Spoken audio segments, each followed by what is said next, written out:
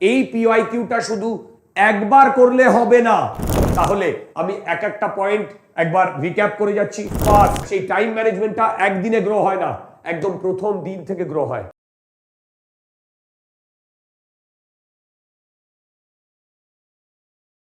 Hello students, আচ্ছা তোমরা অনেকেই আমাকে জিজ্ঞাসা করছো যে আমরা যেই মেনের জন্য কি করে প্রিপারেশন করব।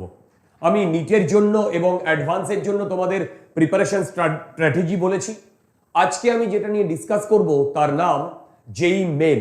এবার দেখো, যেই মেন আমাদের 100-এ এক্সাম হয়, তো এই 100-এ 100 পাওয়া যেই মেনে কিন্তু খুব বড় ব্যাপার নয়, বা ফিজিক্সে 99% ওপরে পাওয়া কিন্তু ইজি জিনিস। শুধু কয়েকটা থিওরি ফলো করতে হবে। দেখো, ফার্স্ট থিওরি যেটা, সেটা হচ্ছে যেই মেনের যে কোয়েশ্চেনগুলো হয় সেগুলো খুব ঘুরিয়ে পেঁচিয়ে হয় না। যেহেতু খুব ঘুরিয়ে পেঁচিয়ে হয় না, সেই হেতু যে কোনো একটা টেক্সট বই যদি আমরা থরলি করি তাহলে কিন্তু আমাদের যেই মেনের থিওরি ক্লিয়ার হয়ে যাবে। এবার তোমরা আমাকে বলবে যে যেই মেনের থিওরি কোথা থেকে পড়বো। দেখো, এক তো এনসিইআরটির যে বইটা আছে, সেই এনসিইআরটির বই থেকে তুমি গাইডলাইন পেয়ে যাবে যে তোমাকে কোন কোন টপিকগুলো পড়তে হবে। এক্স্যাক্টলি যে যে টপিক আছে সেই টপিকের বাইরে কিচ্ছু পড়তে হবে না, রাইট? সেকেন্ড যেটা, সেটা হচ্ছে আমরা যে টেক্সট বইটা পড়ি, ওকে, এসএল আরোরার যে টেক্সট বইটা পুরো ইন্ডিয়াতে চলে, তোমরা সেই টেক্সট বইটাও পড়তে পারো থিওরির জন্য, কারেক্ট? প্লাস কেউ যদি মনে করো যে না, আমাকে যেই অ্যাডভান্সের জন্য প্রিপারেশন করতে হবে, যেই মেন্টার থিওরি আমি কমপ্লিট করতে চাই, তাহলে আমি তোমাদের সেনগেজ পাবলিকেশনের বইগুলোর কথা বলবো, অথবা তোমরা আরিহান পাবলিকেশনের ডিসি পান্ডের বইও দেখতে পারো থিওরির জন্য, কারেক্ট? এবার আসি প্রবলেম সলভিং। দেখো, যেই মেনের প্রবলেম সলভিং যেখান থেকে তোমাকে করতে হবে সেটা হচ্ছে PYQ, previous year question. Truly speaking, previous year question প্রচুর আছে, কারণ 2002 থেকে যদি আমরা যেই মেন ধরি 2025 পর্যন্ত এত পেপার আছে, এক একটা টপিকের উপরে প্রায় 40 থেকে 50টা কোয়েশ্চেন আছে। আমি টপিক বলছি, চ্যাপ্টার বলছি না। এক একটা চ্যাপ্টারে 150 থেকে 200 খানা প্রবলেম আছে। আমার সাজেশন, এই পিওয়াইকিউ গুলো সবার প্রথমে থরলি একবার করে তোমরা অন্য বই ট্রাই করতে পারো। আগে অন্য বই না, আগে পিওয়াইকিউ করো। পিওয়াইকিউ করলে তোমাদের আইডিয়াও চলে আসবে, কনফিডেন্স লেভেলও বাড়বে। তারপরে তোমরা এইচসি ভার্মার বইটা থরলি সলভ করতে পারো। আর যেটা করতে পারো সেটা হচ্ছে যে কোনো কম্পিটিটিভ লেভেলের জন্য যে কোচিং ইনস্টিটিউট গুলো আছে তাদের মেটেরিয়ালও করতে পারো। আর সেনগেজ বা আরিহান পাবলিকেশনের যে বইগুলো, তার যে এক্সারসাইজ সেগুলোও করতে পারো। কিন্তু সবার আগে পিওয়াইকিউ, এবং এই পিওয়াইকিউটা শুধু একবার করলে হবে না। এটার জন্য তোমাকে যেটা করতে হবে, অ্যাটলিস্ট 2 থেকে 3 বার ফুল কমপ্লিট করতে হবে পিওয়াইকিউ। পুরো যেই মেনের আগে অ্যাটলিস্ট 2 বছরে অ্যাটলিস্ট 2 বার থেকে 3 বার ফুল কমপ্লিট করতে হবে, তাহলেই তুমি কিন্তু যেই মেনে ভালো রেজাল্ট করতে পারবে, নইলে কিন্তু পারবে না। শুধু বই পড়ে, শুধু অন্য জায়গার প্রবলেম সলভিং করে কিচ্ছু হবে না। আর যেটা করতে হবে প্রথম থেকেই টাইম ম্যানেজমেন্ট।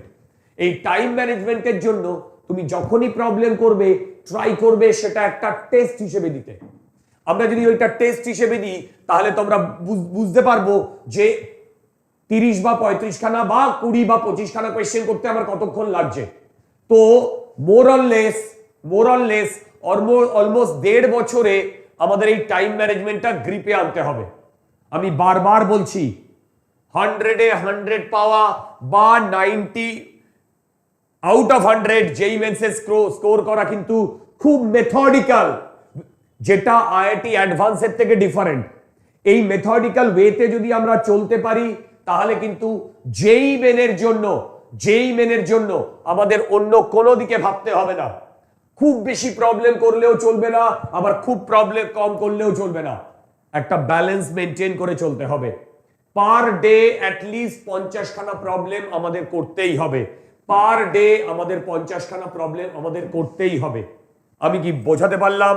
যদি আমি বোঝাতে পারি তাহলে আমি এক একটা পয়েন্ট একবার রিক্যাপ করে যাচ্ছি। ফার্স্ট, থিওরি যে কোনো টেক্সট বুক, সেটা এস.এল. আরোরা হতে পারে বা ডিসি পান্ডে হতে পারে বা সেনগেজ পাবলিকেশন হতে পারে, কিন্তু তার গাইডলাইনটা আসবে এনসিইআরটি থেকে।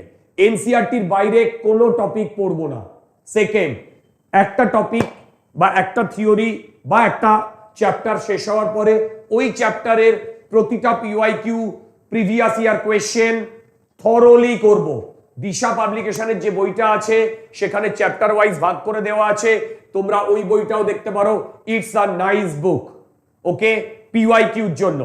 এবং সেই প্রবলেম সলভ করতে গিয়ে কিছু প্রবলেম আমাদের আটকে যাবে, যখনই আটকে যাবে আমরা কিন্তু সলিউশন দেখব না, আমরা কি দেখব? আমরা দেখব আমি আবার পারছি কিনা। দুবার ট্রাই, তিনবার ট্রাই করার পর যদি আমি না পারি, তখন আমি আমার মেন্টারকে গিয়ে বলবো, সেই মেন্টার আমাকে যে হিন্টস দেবে বা যে প্রসিজিওরে করতে বলবে আমি সেই প্রসিজিওরে করব। কারেক্ট? আমি যদি একবার সলিউশন দেখে নিই, তার মানে ওই প্রবলেমটার কোনো কনসেপ্ট তোমার মাথায় ঢুকলো না। আর আমাদের একটা বাজে অভ্যাস আছে, একটা প্রবলেম করার পরেই সঙ্গে সঙ্গে আমরা পাতা উল্টে তার আনসার কিটা দেখে নিই। একদম বাজে কনসেপ্ট। সবার প্রথমে পুরো কোয়েশ্চেন পেপারটা যে কটা কোয়েশ্চেন আছে 1 ঘন্টা 2 ঘন্টায় তুমি 30, 35, 40টা কোয়েশ্চেন ট্রাই করো। সেইটা করার পরে তারপরে তুমি চেক করো যে তার মধ্যে তুমি কোনগুলো পারলে না। যেগুলো পারলে না সার্কেল করে রাখলে, সেটা তখন আর করার দরকার নেই, পরের দিন বা 2 দিন পরে আবার ওখানে চলে এলে। এই করে করে অ্যাটলিস্ট পিওয়াইকিউ কারোর সাথে ডিসকাস না করে যেন প্রতিটা প্রবলেম তুমি নিজে করতে পারো, এই পরিস্থিতি দেখো। অ্যাটলিস্ট 2 বার পিওয়াইকিউ কমপ্লিট করতে হবে, অ্যাটলিস্ট 2 বার পিওয়াইকিউ কমপ্লিট করতে হবে। 1 ঘন্টায় 25টা কোয়েশ্চেন করা, it's not that easy. So time management is very important. And সেই টাইম ম্যানেজমেন্টটা একদিনে গ্রো হয় না, একদম প্রথম দিন থেকে গ্রো হয়, একদম প্রথম দিন থেকে গ্রো হয়। এবং এই যে প্রথম দিন থেকে গ্রো হচ্ছে, এই গ্রোয়িং যে পিরিয়ডটা, এইখানেই কিন্তু তোমার অ্যাটিটিউডটা ডিপেন্ড করবে যে তুমি ফ্রাস্ট্রেটেড হয়ে যাচ্ছ না তুমি মানে মুছড়ে পড়ছো যে আমার হবে না, এরকম কিচ্ছু নয়। JEE Main is a methodical one. If you follow the method, you can crack JEE Main with a flourishing number. Okay? NIT তে, ভালো NIT তে কম্পিউটার সায়েন্স বা ইলেকট্রিক্যাল বা ইলেকট্রনিক্স পাওয়া, it's not tough. I repeat, it's not tough. এই খেলাটা completely different JEE অ্যাডভান্সের থেকে, এই খেলাটা কমপ্লিটলি ডিফারেন্ট JEE অ্যাডভান্সের থেকে। ওকে, পার ডে অ্যাটলিস্ট প্রতিটা সাবজেক্টে 30 থেকে 35টা কোয়েশ্চেন সলভ করতে হবে, টাইম ধরে করতে হবে, স্পিড বাড়াতে হবে। এই হচ্ছে JEE মেনের নিট খেলা। তো এই খেলায় I am pretty sure you all can succeed, you all can succeed. So all the best.